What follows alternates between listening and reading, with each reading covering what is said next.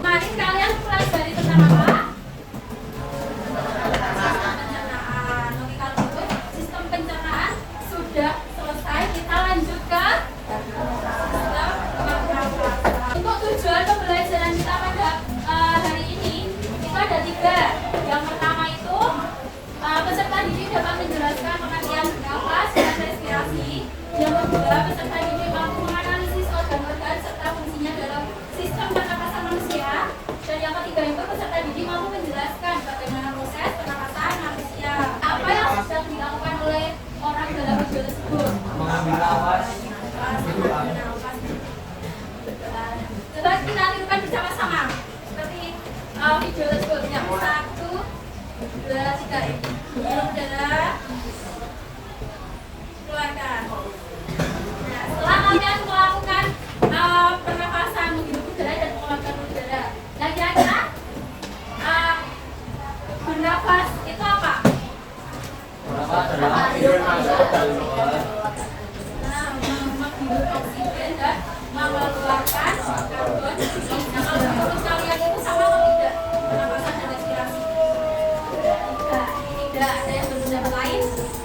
Menurut saya bisa juga. Nah, bisa saja. Pengertian dari pernapasan dan respirasi. Nah, ternyata pernapasan dan respirasi itu tidak sama. Nah, kalau pernapasan itu lebih ke proses mekanis atau proses menghirup oksigen dan mengeluarkan karbon dioksida yang melibatkan organ utama. Apa itu? Paru-paru.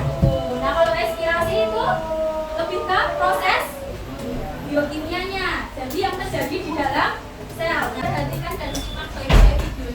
Bayangkan, tubuh manusia adalah sebuah kota besar bernama Tubuh Razia. Di kota ini ada sebuah pabrik super penting yang bekerja 24 jam tanpa libur. Namanya pabrik pernapasan. Jadi, apakah ada poin penting atau informasi penting yang kalian dapat?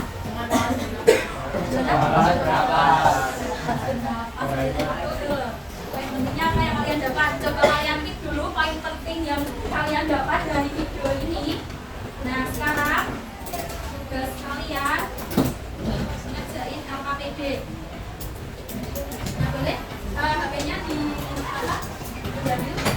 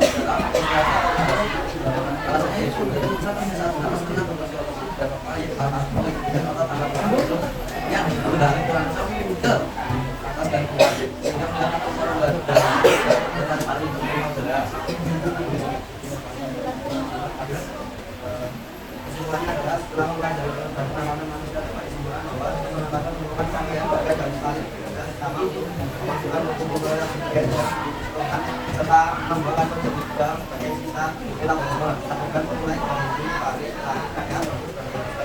tidak paru-paru dan diafragma memiliki peran yang tidak dapat digunakan. Pemahaman tentang kemampuan membantu kita menyadari bahwa kita misalnya menjaga kesehatan sistem pernapasan kepala dan menghindari kondisi lolos dengan kebiasaan kita paru-paru agar tubuh tetap sehat dan optimal. Dan dari kesehatan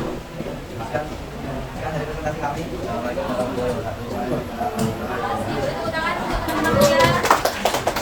Organ pernapasan ada apa aja yang kalian ketahui? Ada? Ayo, ada apa aja? Yang pertama hidung, yang kedua pernapasan, yang kedua ini tarik, yang ketiga tarik, kemudian ada ya, kemudian paru-paru ya, paru-paru itu organ utamanya. Di dalam paru-paru ada apa aja? Terus ada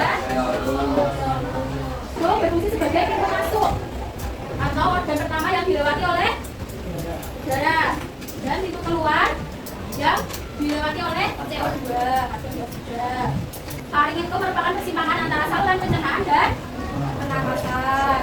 Berfungsi sebagai jalur masuk udara dan makanan ke organ berikutnya. Nah, cara mengetahui kalau itu faring itu ini. Kalau di faring itu ada yang namanya tonsil. Tonsil disebut juga dengan amandel yang kalian ketahui. Jadi amandel kalian itu letaknya di faring. Amandel itu berfungsi untuk sebagai sistem kekebalan tubuh untuk melawan kuman yang masuk bersama dengan udara atau makanan. Kalau faring di sini, maka faring itu di ini ditandai dengan apa? Kecilnya apa? Namanya kemarin yang apa? Sistem pencernaan. Ratu epiglotis. Nah, faring itu ditandai dengan ratu epiglotis. Jadi ratu epiglotis itu terdapat di faring. Fungsi ratu epiglotis apa kemarin? Batas saluran. Ya, menutup ketika kalian makanan masuk. Itu membuang ketika kalian kenapa? Terakhir itu disebut juga dengan batang tenggorokan atau tenggorokan yang paling dalam ini kan yang paling panjang. Terakhir itu bronkus dan bronkiolus. Bronkus itu apa bronkus? Ya, cabang yang mengarah ke paru-paru. Jadi kalau bronkus itu cuma ada 2 cabang. Bronkus itu yang cabang paru-paru kanan dan paru-paru kiri. Jadi ini bronkus. Nah, kalau yang bronkiolus itu cabang kecil dari bronkus. Ini. Jadi ibaratkan itu pohon. Pohon. Batangnya itu trakea. Kemudian cabang besarnya bronkus dan ranting-rantingnya bronkiolus. Kemudian daunnya buah, bisa daun, bisa buah itu alveolus. Alveolus itu terbungkus oleh pembuluh darah kapiler. Ini pembuluh darah yang merah, yang biru itu pembuluh darah. Itu jadi pembuluh darah digunakan untuk apa? Kenapa kok dibungkus oleh pembuluh darah?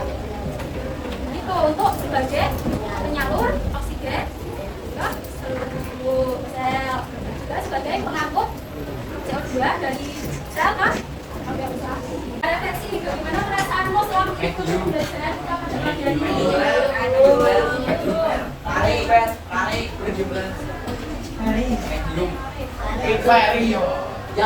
Ada cerita enggak? Kita tutup, ada yang mau ditanyakan terkait materi kita hari ini?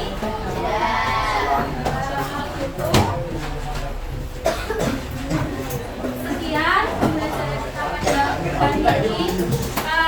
Besok kita akan mempelajari materi selanjutnya yaitu gangguan pada sistem pernapasan. Juga kita akan membahas tentang volume dalam paru-paru. Jadi silakan pelajari materi tersebut. Oke? Kalau begitu, Mbak Yoko mengakhiri, kurang lebihnya mohon maaf. Wassalamualaikum warahmatullahi wabarakatuh.